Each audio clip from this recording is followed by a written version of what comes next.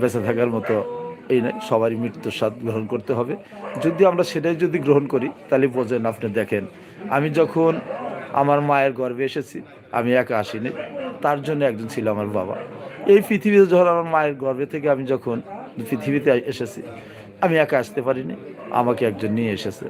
সেখান থেকে প্রথম যদি আমি গোসলটা করে থাকি, আমাকে যে গোসলটা করাইছে সেও একজন অন্য মানুষই গোসল করেছে, আমি করিনি কে।